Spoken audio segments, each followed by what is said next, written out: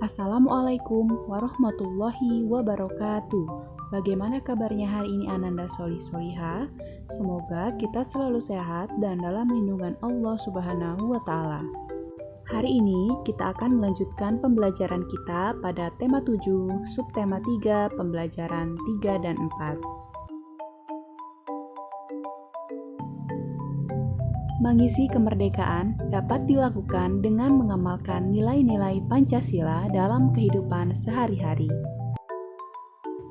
Mengamalkan nilai-nilai luhur dalam Pancasila merupakan salah satu kegiatan positif dalam mengisi kemerdekaan.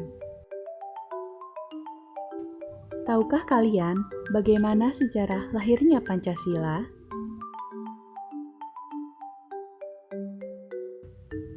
Peristiwa lahirnya Pancasila.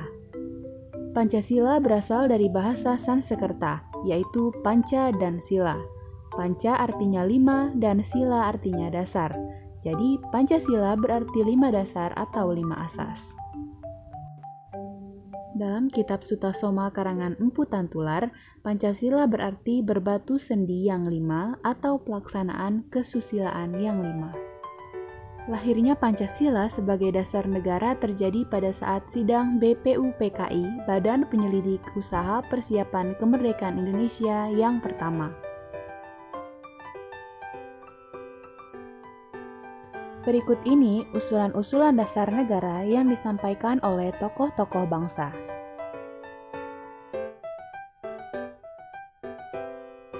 Pada tanggal 29 Mei 1945, Muhammad Yamin mengusulkan 5 dasar negara, yaitu yang pertama, peri kebangsaan, yang kedua, peri kemanusiaan, yang ketiga, peri ketuhanan, yang keempat, peri kerakyatan, dan yang kelima, kesejahteraan rakyat. Pada tanggal 31 Mei 1945, Profesor Dr. Mr. Supomo dalam pidato singkatnya mengusulkan 5 asas. Yang pertama, persatuan, yang kedua, kekeluargaan, yang ketiga, keseimbangan lahir batin, yang keempat, musyawarah, dan yang kelima, keadilan rakyat. Pada hari terakhir sidang BPUPKI tanggal 1 Juni 1945, Insinyur Soekarno berpidato tanpa teks tentang calon rumusan dasar negara Republik Indonesia, yaitu: pertama, kebangsaan Indonesia; kedua, internasionalisme atau peri kemanusiaan; ketiga, mufakat atau demokrasi; keempat, kesejahteraan sosial; dan yang kelima, ketuhanan yang Maha Esa. Kemudian untuk memberi nama 5 dasar tersebut, diusulkanlah nama Pancasila. Pada tanggal 1 Juni 1945, dianggap sebagai hari lahirnya Pancasila sebagai dasar negara.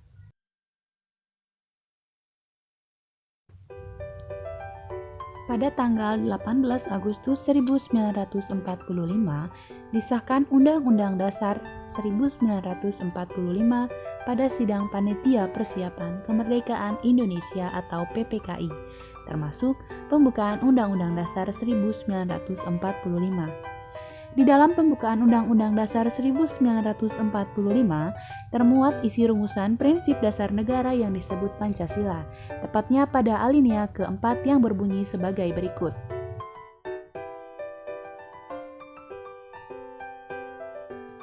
Pancasila. 1. Ketuhanan yang Maha Esa. 2. Kemanusiaan yang adil dan beradab. 3. Persatuan Indonesia. 4. Kerakyatan yang dipimpin oleh hikmat kebijaksanaan dalam permusyawaratan perwakilan.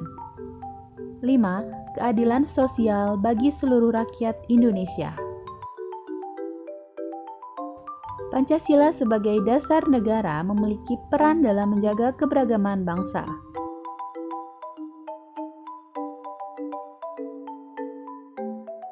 Berikut merupakan peran Pancasila dalam keberagaman bangsa. Yang pertama, Pancasila sebagai dasar negara merupakan kepribadian dan pandangan hidup bangsa Indonesia. Maka, nilai-nilai luhur yang terkandung di dalamnya harus dipahami dan diamalkan oleh setiap warga negara Indonesia.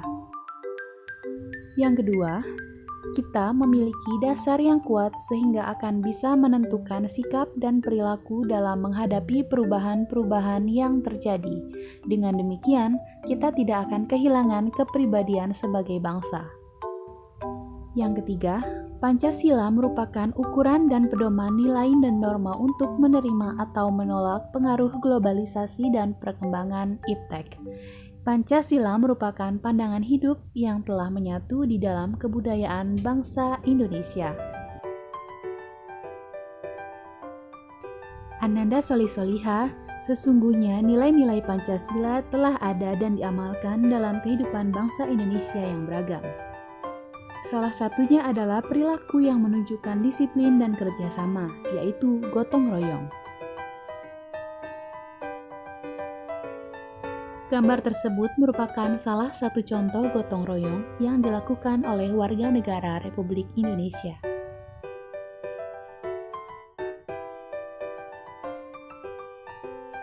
Untuk dapat mengetahui lebih lanjut tentang gotong royong, mari sama-sama kita jawab pertanyaan berikut ini. 1. Apa saja manfaat gotong royong? Manfaat gotong royong adalah untuk meringankan pekerjaan, mempererat hubungan antar warga, menjadikan lingkungan lebih tentram dan damai. Yang kedua, bagaimana ciri masyarakat Indonesia ditunjukkan melalui kebiasaan gotong royong tersebut? Gotong royong mencirikan bangsa Indonesia yang menjunjung persatuan. 3. Nilai-nilai Pancasila apa sajakah yang nyata dalam gotong royong tersebut? Nilai Pancasila yang ditunjukkan oleh gotong royong antara lain persatuan dan kesatuan Indonesia, kerjasama, kekeluargaan, tolong-menolong, dan peduli sesama.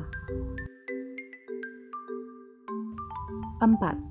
Berikanlah paling sedikit 3 contoh yang menunjukkan peran Pancasila dalam membina keutuhan bangsa Indonesia yang memiliki keragaman budaya. Yang pertama, Pancasila sebagai alat pemersatu bangsa. Yang kedua, Pancasila sebagai pandangan hidup bangsa Indonesia yang diamalkan dalam kehidupan sehari-hari. Dan yang ketiga, Pancasila sebagai kepribadian bangsa Indonesia. Demikianlah pembelajaran kita pada tema 7, subtema 3, pembelajaran 3 dan 4.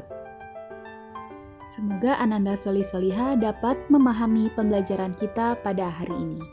Ibu akhiri, wassalamualaikum warahmatullahi wabarakatuh.